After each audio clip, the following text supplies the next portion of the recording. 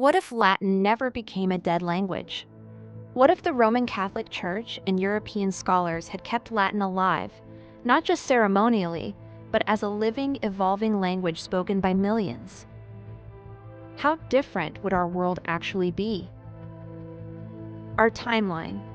Latin declined after Rome's fall, kept alive only by the Church and ceremonies. European languages evolved separately: Italian, Spanish, French, Portuguese, Romanian, each going their own linguistic way. But imagine this alternate timeline. Starting in the 1400s, Renaissance intellectuals and the Church make a collective decision. Latin isn't allowed to die. It's taught in schools across Europe, updated with new vocabulary for modern concepts. By 1600, you'd speak Latin at home, alongside your regional dialect. By the 18th century, Latin is still the pan-European language. A scholar in Prague speaks Latin with a merchant from Valencia. They understand each other perfectly. Latin evolves naturally. Automobile from automobilis, computer from computatrix. It's a living, growing language, not a frozen relic. What changes? Everything. First, scientific and academic communication. Science advances faster. There's no language barrier between researchers. A French physicist and German chemist collaborate seamlessly. No time wasted on translation. Cross-disciplinary innovation accelerates. Discoveries that took decades now take years. Second, trade and commerce. European trade flourishes with a common language. The Renaissance happens faster and stronger. The age of exploration is coordinated more effectively. British, Spanish, Portuguese traders communicate directly in Latin, negotiating better deals. Wealth accumulates faster. Third, cultural unity. Without linguistic division, European identity is stronger. The sense of shared Latin Christendom prevents some of the fragmentation that led to wars. Or, more likely, you still get wars, but they're framed differently. They're not English versus French, but North European Latin speakers versus Southern. Here's the big one.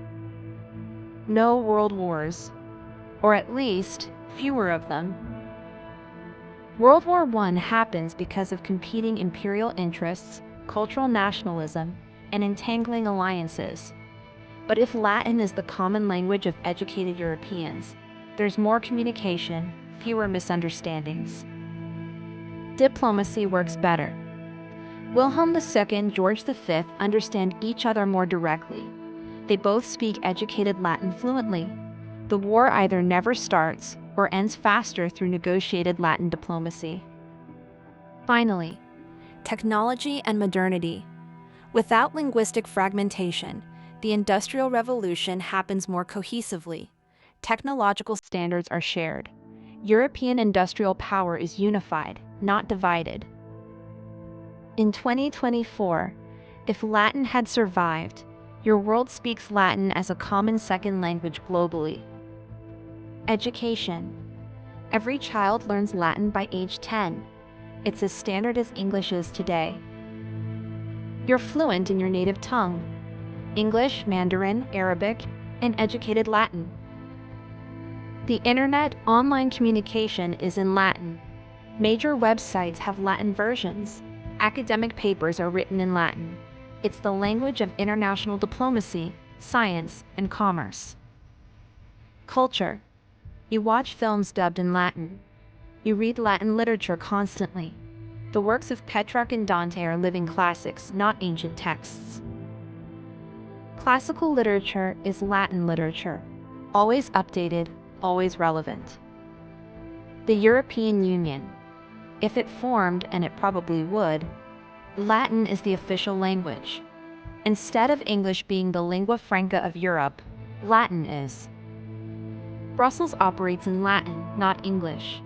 Every negotiation, every law, every debate, conducted in the language of Rome. Global power. English never becomes the global language because Latin got there first. The British Empire's rise to power is concurrent with Latin's continued dominance. so they're competing languages. Maybe French becomes the global language instead, where Latin remains dominant into the 21st century. But there's a cost to linguistic unity. Less innovation. Linguistic diversity drives creative thinking. French has words English doesn't, which shapes how French speakers think. Remove that diversity, and you lose conceptual innovation. Philosophy and art might be less rich. Cultural erasure. Regional languages lose prestige. Occitan, Catalan, Basque, these might never develop as written languages. They remain oral dialects while Latin dominates education and literature. Centuries of cultural heritage disappears. Power imbalance. Whoever controls Latin standardization controls European thought.